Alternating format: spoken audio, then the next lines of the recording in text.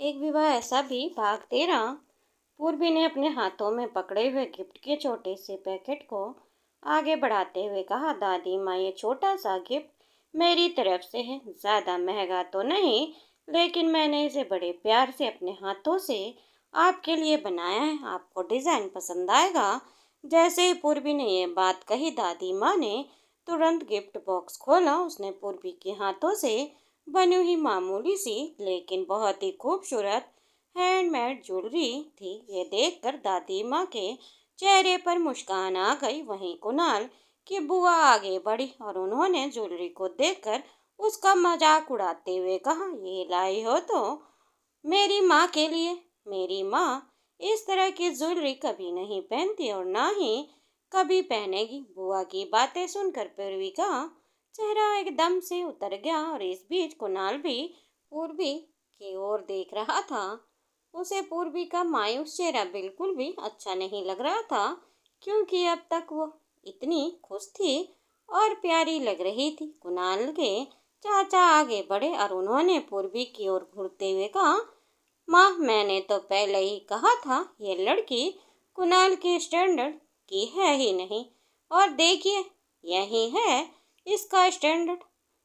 पता चल रहा है इतनी सस्ती सी ज्वेलरी आपके लिए लेकर आई। मुझे तो इस पर हंसी आ रही है। पूर्वी जानती थी कि वहाँ मौजूदा लोग में से ये किसी को भी पसंद नहीं है। फिर भी पूर्वी बहुत मन से ये ज्वेलरी अपने हाथों से दादी माँ के लिए बनाई थी। इसीलिए सबकी बातें सुनते हुए ही वो चुपचाप वहाँ पर अपनी नजरें झुकाकर खड़ी रही। कुणाल को आज पहली बार अच्छा नहीं लग रहा था जब उसके परिवार में सब लोग पूर्वी के खिलाफ बोल रहे थे।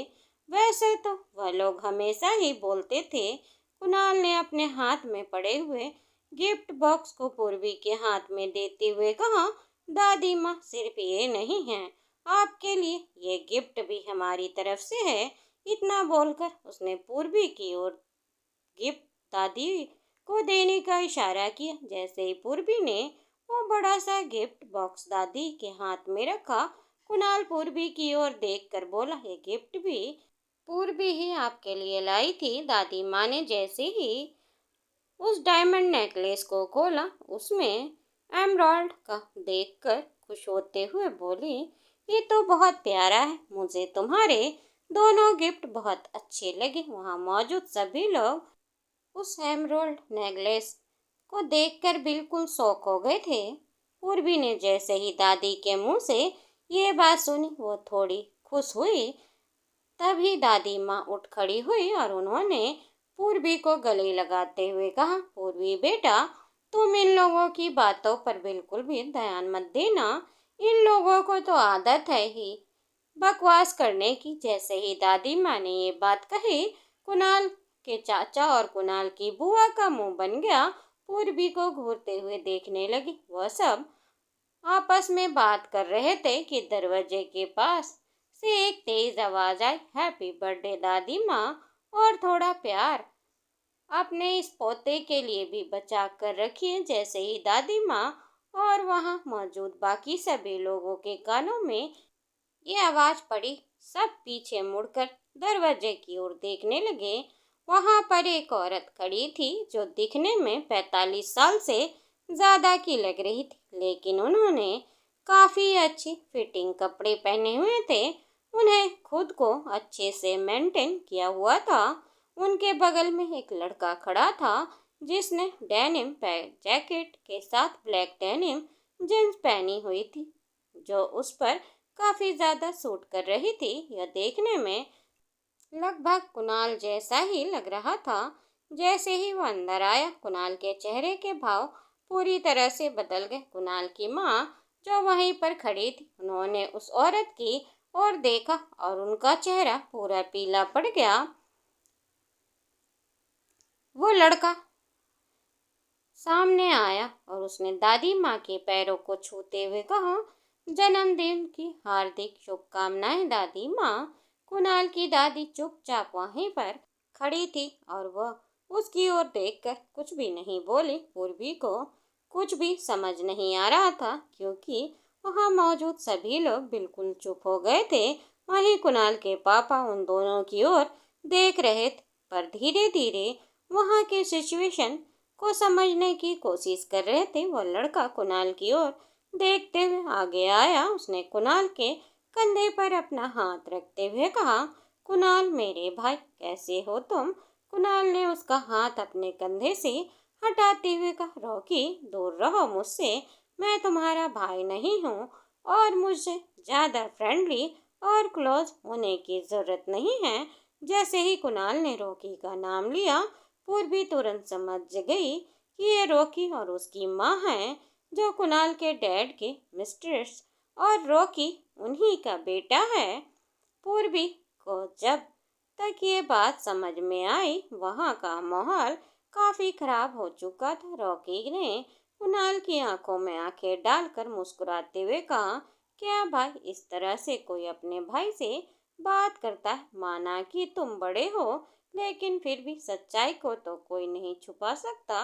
हमारा खून तो एक ही है ना दादी जी? इतना बोलकर रॉकी ने कुणाल के पिता की ओर देखा।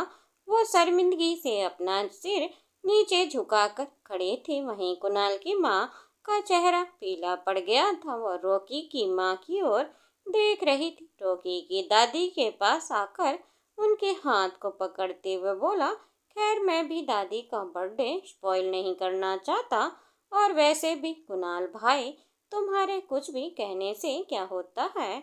मैं तुम्हारा भाई हूँ और यही सच है। हमारा खून एक है और जितना तुम इस परिवार के बेटे हो उतना ही मैं भी, इसीलिए इस बात पर मैं और आर्ग्यूमेंट नहीं करना चाहता। चलिए दादी, आज आपका बर्थडे है तो माहौल को ज़्यादा खराब नहीं करते हैं।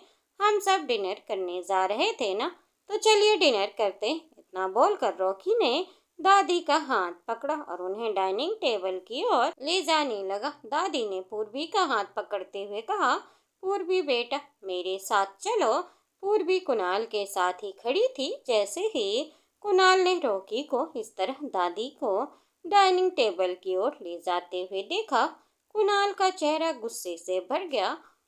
कुणाल भी उनके पीछे जाने वाला था, लेकिन वो आगे जा पाता उससे पहले ही कुणाल की माँ उसके पास आई और उन्होंने कुणाल का हाथ पकड़ते हुए कहा, कुणाल मैंने तुमसे कहा था ना बेटा, अपने गुस्से को शांत रखना प्लीज। कुणाल ने अपनी माँ की ओर देखकर हाँ में सिर हिलाते हुए कहा, माँ मैं आपकी बात समझ रहा हूँ, मैं गुस्सा नहीं कर रहा, डोंट वरी। इतना बोलकर उसने रॉकी को घूरते हुए देखा। रॉकी जैसे ही डाइनिंग टेबल के पास पहुंचा, उसने पहले दादी को डाइनिंग टेबल पर बिठाया और फिर पूर्वी की ओर देखकर मुस्कुराते हुए बोला, भाभी जी आपने शायद मुझे पहचाना नहीं, बट मैं आपको अपना इंट्रोडक्शन दे देता हूँ। आई एम रॉकी, आपके पति का छोटा भाई। इतना बोलकर उसने पूर्वी के लिए कुर्सी खींची। पूर्वी उसकी ओर हैरानी से देख रही थी। उसने पूर्वी की ओर देखते हुए कहा, बैठ जा ये भाभी जी, आपकी इतनी रिस्पेक्ट तो मैं कर ही सकता हूँ। इतना बोलकर उसने पूर्वी की ओर देखकर मुस्कुराना शुरू किया। कुणाल ने जैसे ही पूर्वी से बात करते हुए देखा, कुणाल का गुस्सा और भी ज्यादा बढ़ गया। इस बार उसे गुस्से से ज्यादा जलन हो रही थी, क्योंकि वो पूर्वी से बात कर रहा था और उसके चेहरे पर उसकी जलन साफ नजर आने लगी थी।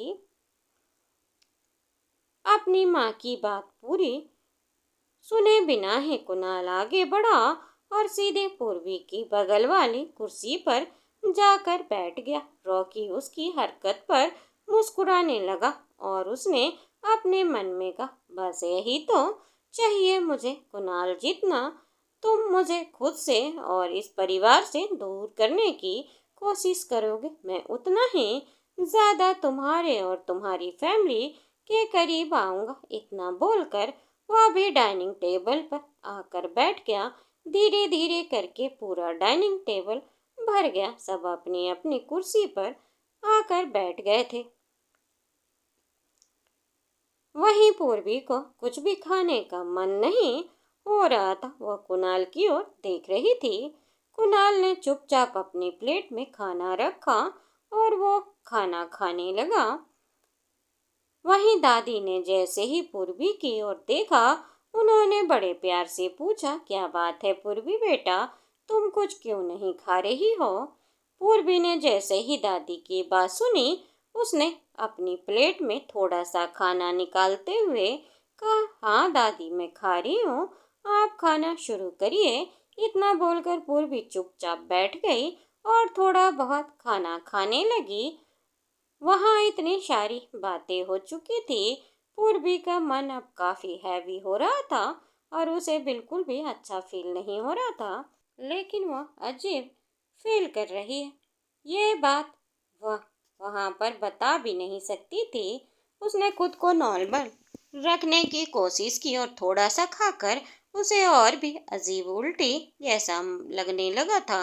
उसने अपने पेट पर हाथ रखते हुए सोचा, ये क्या हो रहा है, मुझे ये सब खाना अच्छा क्यों नहीं लग रहा। वह ये बात सोच ही रही थी कि तभी कुणाल ने उसकी ओर देखा। वह अजीब सा मुंह बना रही थी। उसने ऐसा करते देख कुणाल थोड़ा कंफ्यूज हुआ। वह कुछ बोल पाता इससे पहले ही उसकी नजर सामने बैठे रॉकी पर गई, जो पूर्वी को भी देख रहा था। उसने पूर्वी के एक्सप्रेशन को नोटिस करते हुए कहा, क्या हुआ भाभी, आपको खाना अच्छा नहीं लग रहा है क्या? आपकी तबीयत खराब है? रॉकी को इस तरह से बोलना वहां मौजूद सभी लोगों को हैरान कर गया और सभी की नजरें सीधे पूर्वी की ओर चली गई। पूर्वी ने उसकी ओर देखकर धीरे से कहा, नहीं मैं ठीक हूँ। रॉकी की बात का जवाब देने के बाद वह कुणाल की ओर देखते हुए बोली, मुझे बस यहाँ पर अजीब लग रहा है। कुणाल रॉकी की बात सुनकर उठा और पूर्वी की ओर जाने लगा। उसने पूर्वी की पीठ पर हाथ रखते हुए कहा, तुम ठीक हो? तुम्हें क्या हो रहा है? पूर्वी ने पानी पीते हुए कहा, मुझे यहाँ पर अजीब लग रहा है। उन्होंने उसे अपने साथ साइड में ले जाकर पूछा, क्या हो रहा है तुम्हें? बताओ मुझे, कोई प्रॉब्लम है क्या? जैसे ही कुणाल ने पूर्वी से ये बात कही, वह बोली, एक्चुअली मैं नहीं चाहती कि हम यहाँ पर और रुकें और यहाँ पर इतने सारे लोग हैं और कोई भी मुझे खास पसंद नहीं करता।